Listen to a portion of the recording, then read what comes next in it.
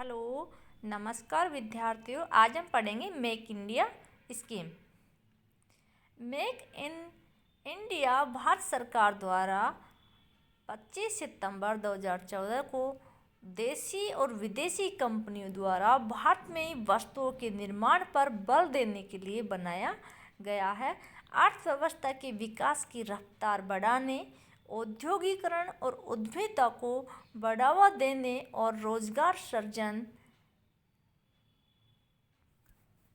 और भारत का निर्यात उसके आयातों से कम होता है, तो भारत के निर्यातों को बढ़ाने के उद्देश्य से make in India scheme launch की गई है, ताकि इस ट्रेंड को बदल दिया जाए। सरकार ने वस्तुओं और सेवाओं को देश में ही बनाने की इस मुहिम को शुरू करने के लिए मेक इन इंडिया यानी भारत में बनाओ नीति की शुरुआत की थी।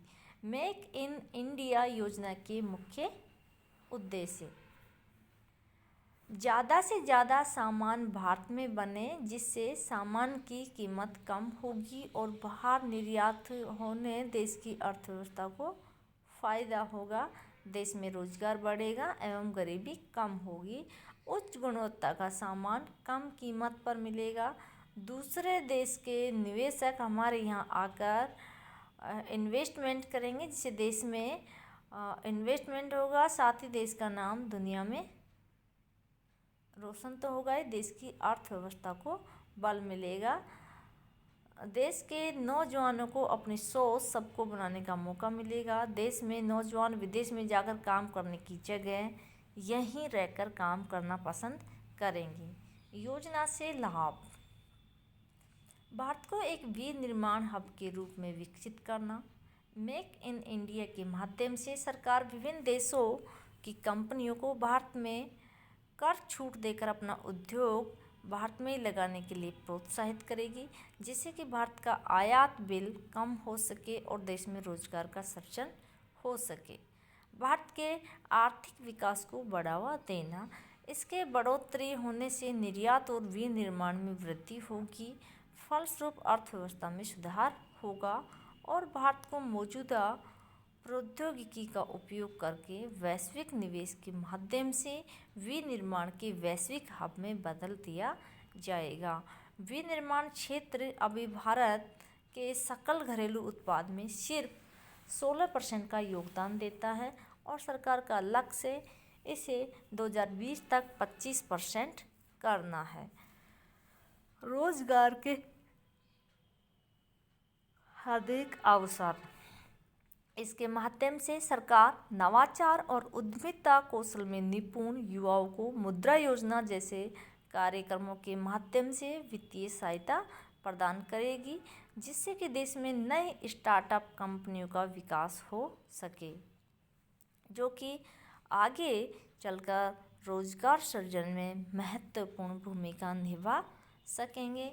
इसके तहत कुल 25 क्षेत्रों के विकास पर ध्यान दिया जाएगा, जिससे लगभग 10 मिलियन लोगों को रोजगार मिलने की उम्मीद है।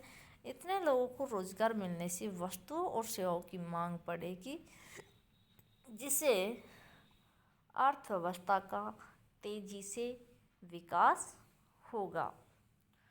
तो इस